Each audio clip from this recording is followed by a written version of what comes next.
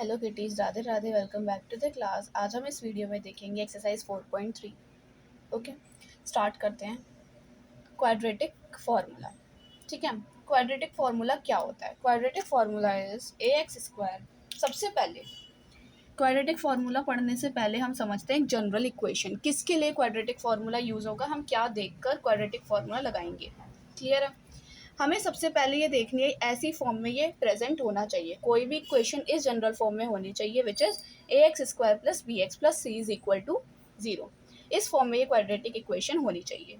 ठीक है, उसके बाद हम अपना फार्मूला लगाना स्टार्ट करते हैं। क्वाड्रेटिक फार्मूला ये वाला है।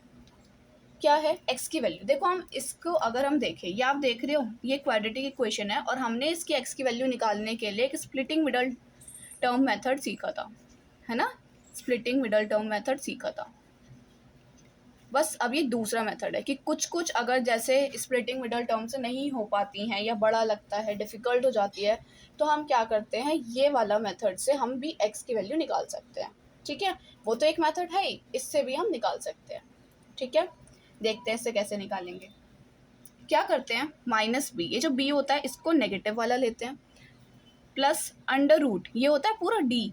हम इसको ऐसे भी लिखते हैं, x is equal to minus b plus d upon 2a, और डी की वैल्यू आती है यहाँ से, और वो भी रूट में लिखते हैं, ये रूट डी। ठीक है, तो हमने इसको डायरेक्ट लिख दिया। डी की वैल्यू होती है बी स्क्वायर, यहीं का बी स्क्वायर माइनस 4ac।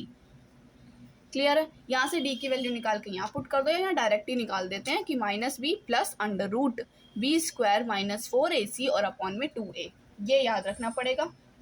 ठीक है, यहाँ से ये वैल्यूज आती हैं। क्लियर है? चलो अब देखते हैं नेचर ऑफ रूट्स।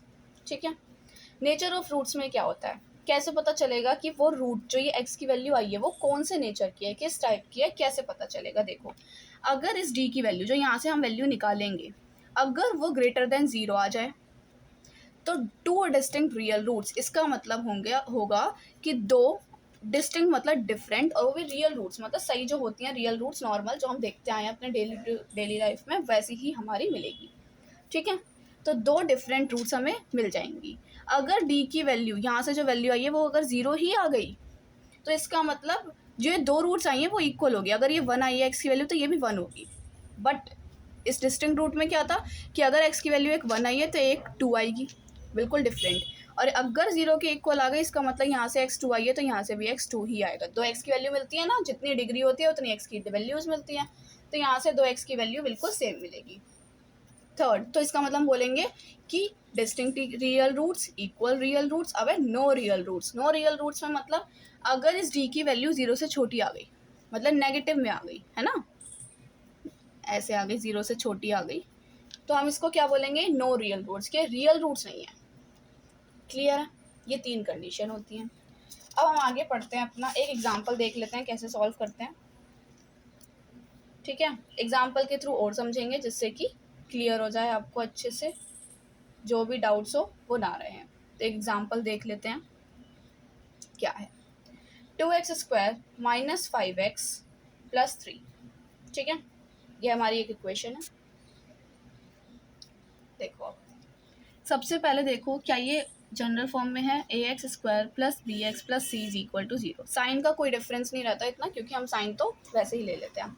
तो देखो, कंपेयर करो, ए की वैल्यू 2 आ जाएगी, बी की वैल्यू क्या आ रही है यहाँ से -5, एंड सी की वैल्यू आ रही है 3। अब हम लगाएंगे x इज इक्वल टू, ठीक है, सबसे पहले हम डी भी चेक कर सकते हैं कि डी कैसे आएगा। ठीक है, देखो पहले हम जैसे x की वैल्यू निकालने की कोशिश करते हैं, डी देख लो एक बार।